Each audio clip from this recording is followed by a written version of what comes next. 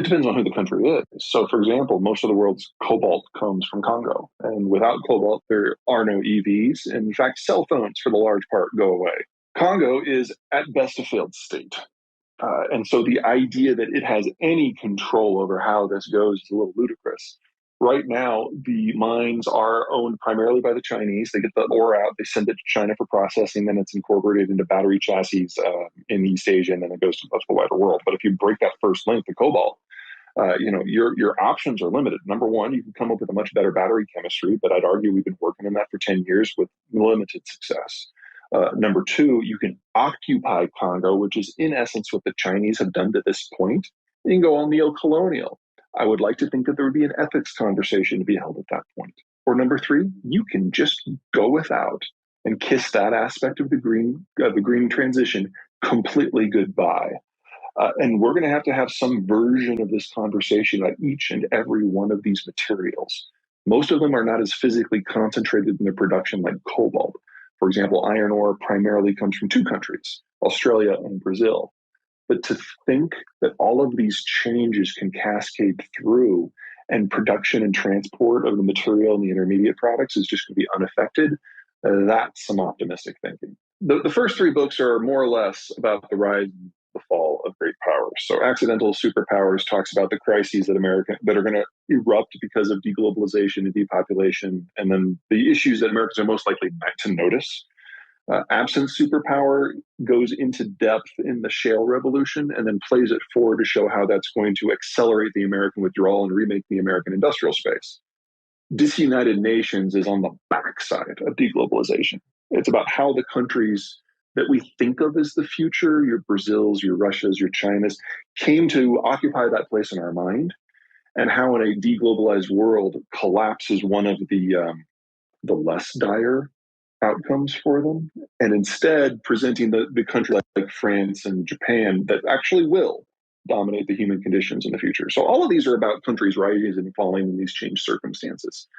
The newer book does it from a business point of view. So instead of focusing on the rise and fall of China or Argentina or whoever it happened to be, it goes into each of the economic sectors that define our world: transport, finance, energy, industrial commodities, manufacturing, and agriculture. Shows us how we got to this interconnected world and what that meant, how that changed space, how that changed investment opportunities, and then how everything is going to turn inside out as globalization breaks down and depopulation really drives us forward. It's different lessons for different sectors in different regions. There's a lot of stories to tell, and it's making a bit of a mess in government circles right now. Let's start with the biggest concern. I don't see our narcissism and our political debates as being a geopolitical limiting factor in terms of our power projection or our future power. It absolutely limits what we're willing to consider, but it doesn't actually get to the core of what allows us to be us, for better or for ill. So, for example, 20 years ago when 9/11 happened, we were relatively unified as a country. We were coming off to the 90s, which we thought of as a great decade. And despite the back and forth between the Democrats and the Republicans early in the W administration, we were talking about constructive things. Pre-social media, that helped. 9/11 happened, that drove us together even more. And for the next 15 years, the United States from a foreign policy view was very active. Now, we can all say whether or not, we can debate whether we thought we were active in a productive way. But the point was there wasn't a lot of dissent within the United States about whether we should or should not be active. It's a question of how should we do it? We can't do that right now. The debates have become so fierce and so petty and so myopic that the United States at the moment cannot have a conversation with itself about foreign policy. And so if it wasn't for Vladimir Putin making his move back in February, we probably would not be part of the global system from a discussion point of view at all. I don't care what the rhetoric out of the West says. We just wouldn't have had the bandwidth because we're all absorbed with everything that's happening domestically. Now, in terms of things in the future that could go wrong, let me give you a couple of scenarios. I don't think any of them are high likelihood, but I think they're the things we should be concerned about. So first, short term, we're facing a capital crunch. We're facing an economic transition. We know that we need to double the size of the industrial plant. That can go wrong in two ways. Number one, the government can get away in the way, and I do have some concerns about the Biden administration. The Biden administration is treating every problem with supply chains and inflation and taxes as if it were purely a demand issue. And that is not the case. Primarily, these are now supply issues. The chains are breaking down, interruptions to energy flows around the world, a decade loss of investment capital across the entire energy space, and a global agricultural system that is so precariously balanced. The way you solve these issues is with investment in new supply. And the Biden administration seems pathologically, almost ideologically opposed to even considering that as an option.